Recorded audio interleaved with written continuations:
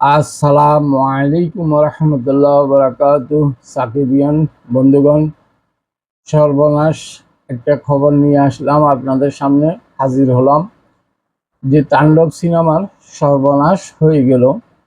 যে cinema piracy হয়ে গেল, পাইরেসি হয়ে যাওয়ার কারণ এই দরুন প্রযোজক বিশাল অঙ্কের একটা অর্থ সংকটে পড়ে যাবেন, যার খেসারত তাকে দীর্ঘদিন দিতে হবে।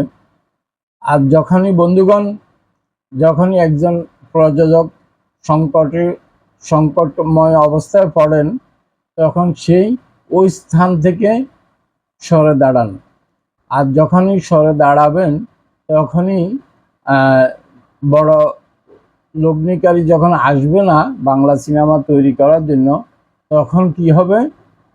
বাংলা সিনেমা দর্শক হলমুখী হবেন না। তখন হল মালিকেরা বিদেশি সিনেমা দেখানোর জন্য, প্রদর্শন করার জন্য উঠে পড়ে লাগবেন। তারা ব্যবসা পরিচালনা করবেন। মাঝখান দিয়ে দেশের অর্থনীতি পঙ্গু হয়ে যাবে।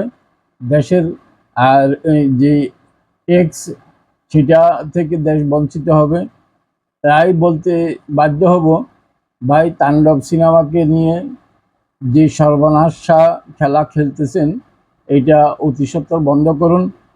এই সর্বনাশা খেলার সাথে অনেকগুলা সংস্থা জড়িত, যেমন দেখতেছি ফ্লিক্সমেট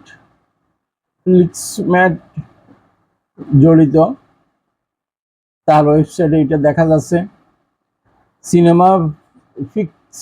সিনেমাফিক তার ওয়েবসাইটে এটা দেখা যাচ্ছে।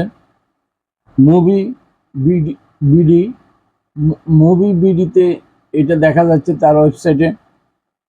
ফ্লিক্স বিডি সহ বিভিন্ন ওয়েবসাইট পুরো জকজকে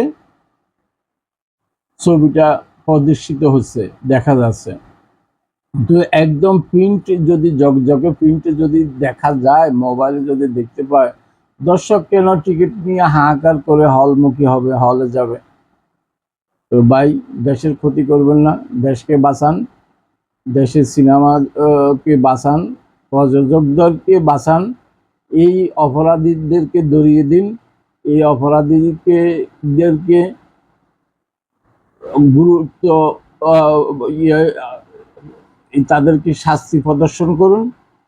এই ভালোবাসা চলবে সূর্য যতদিন জ্বলবে।